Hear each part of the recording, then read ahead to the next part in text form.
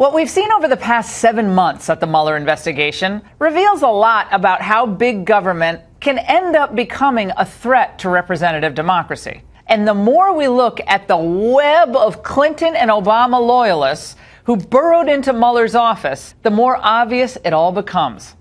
There were a number of highly influential and powerful people working inside the Obama administration who were not only horrified about the idea of Donald Trump winning the presidency, they were intent on preventing him from being elected by any means necessary.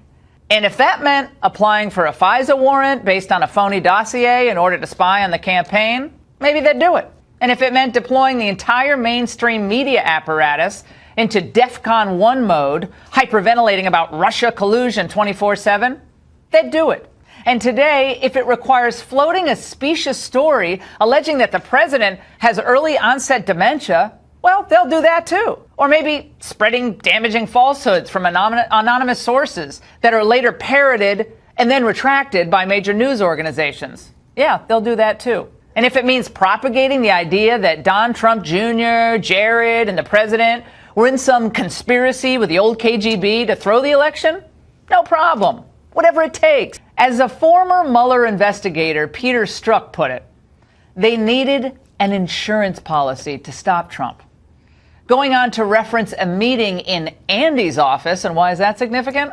Well, here's the chairman of the House Judiciary Committee, Bob Goodlatte. Andy is presumably Andrew McCabe, the deputy director of the Federal Bureau of Investigation. This text is very troubling because it suggests that they're doing something. They have a plan to take action to make sure that Donald Trump does not get elected president of the United States in the highest levels of the Federal Bureau of Investigation.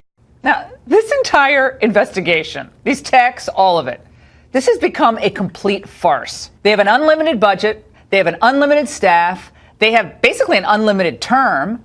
Mueller's team can stay on the hunt forever how long they want. It's insane. The founders never envisioned that a separate office inside the executive branch could hire a bunch of agenda-driven investigators in search of a crime by the head of the executive branch.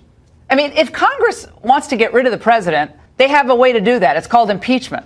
That's their constitutional prerogative. But this deal with Mueller is now just totally out of hand. And at a minimum, a few things need to happen immediately in order to at least stabilize the situation.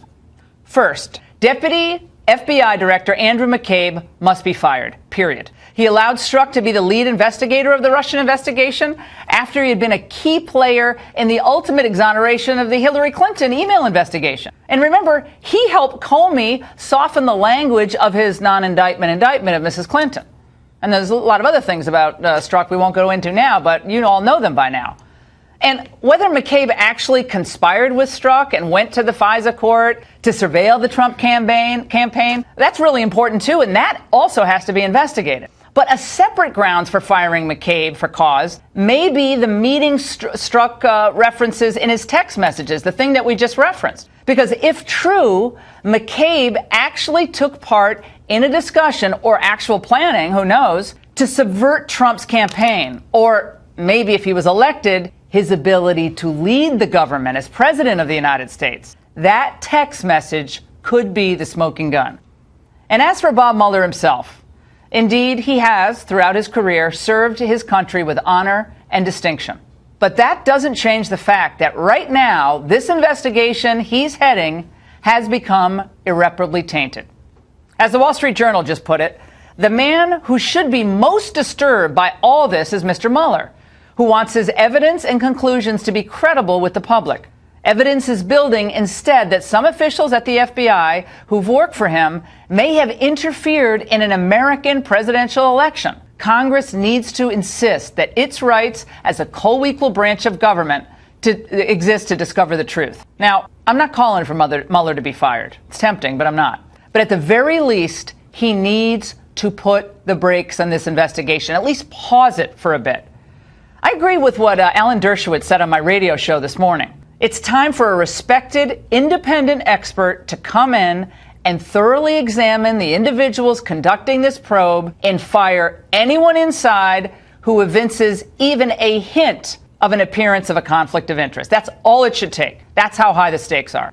Otherwise, the public confidence in the Mueller operation will and should collapse under its own weight. These endless revelations of bias. And that's the angle.